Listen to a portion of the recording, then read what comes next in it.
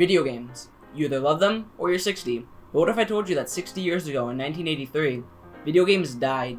Or, I don't know, maybe they didn't. I didn't finish it yet. The video game crash of 1983, also known in the gaming industry as Oops, lasted from 1981 to 1985. It all started with the Atari Video Computer System, later renamed to the 2600, when it launched in 1977. It soon became a massive success, skyrocketing the demand for video games. This rapid success brought third-party developers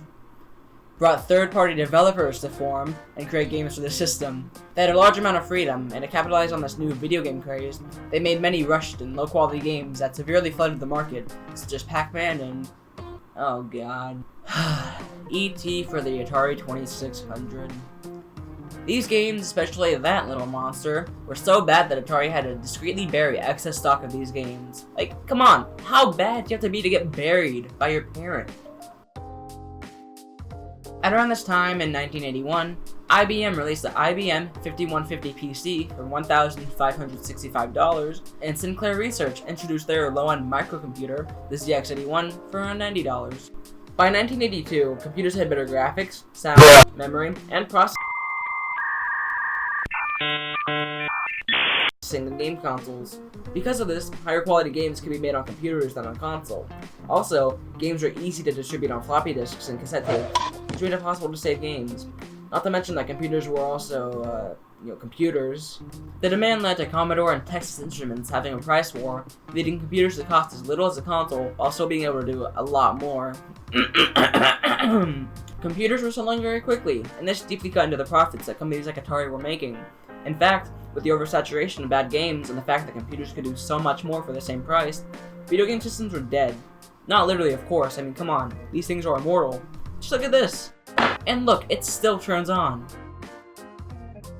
At this time, the market for consoles looked like it was weak and dying, so I mean, come on. Obviously, Nintendo threw their hat into the ring. In 1985, they wanted to market their Famicom system to American audiences, but because we thought of them as, icky, they renamed it to the Nintendo Entertainment System, or NES, and changed the design to look more like a video cassette player. They even went as far as to market the system as a toy, with the accessory ROB, or ROB, which is a toy robot that's compatible with a whole 2 games. But the thing is, it was so popular that it brought people's faith back into video games. So, to sum it all up, Atari got extremely popular, and then lazy, computers took over, and then Daddy Nintendo comes in to save the day. So you know what? I've decided that I want to be just like Nintendo. That's right, I've invested all of my money into as many dying markets as I possibly can, and now... Give me a sec. Oh, well, what are you looking at? I guess I'm homeless now.